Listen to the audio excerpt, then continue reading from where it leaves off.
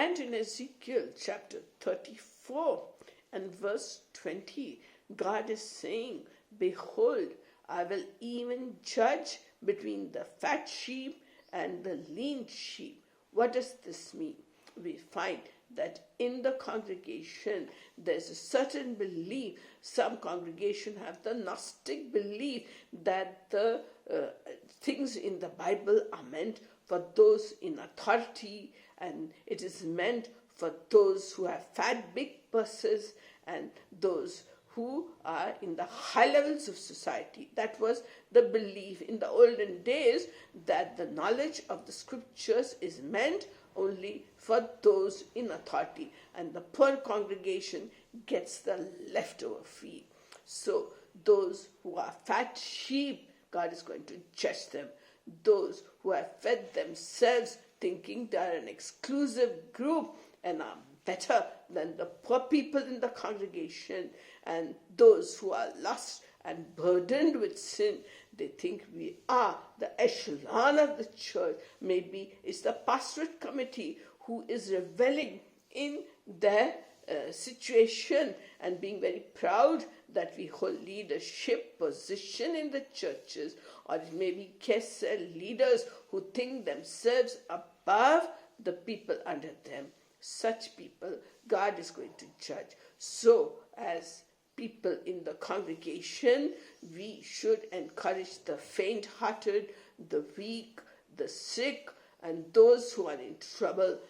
We should not neglect them. In fact, the Bible is very clear that we must care for the widows, the orphans, the strangers, the poor people. And the Bible is very clear that it is the poor people in the world who are the ones who are rich in faith. So let us honor the poor people, and let not there be distinction between those who are in high positions, that they be given the better seat in the church, and those in the poor positions, not so well off economically, and the weaker economics people, they should be neglected. That is what is happening in churches today, where those who are having big fat purses and those who are in high positions in the government or in multinational, they are being honored and they are giving the place of importance in the church. That is totally, completely wrong, because God says He is going to judge between the fat sheep and the lean sheep. So as pastors and teachers, it is our duty to be equal with everybody, not give importance to those who are important in the world, and not give only those people chances to proclaim the word of God.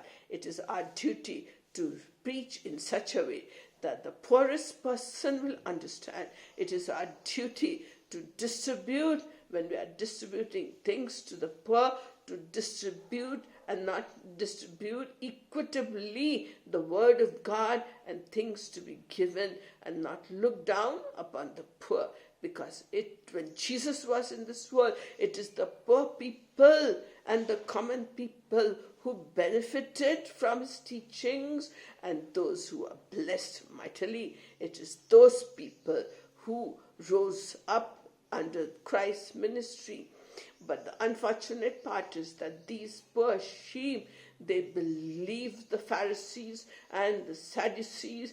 And after Jesus' triumphal entry into Jerusalem, when the poor people sang Hosanna, loud Hosanna, welcome to the King of Kings, it is these very poor people who didn't have much knowledge.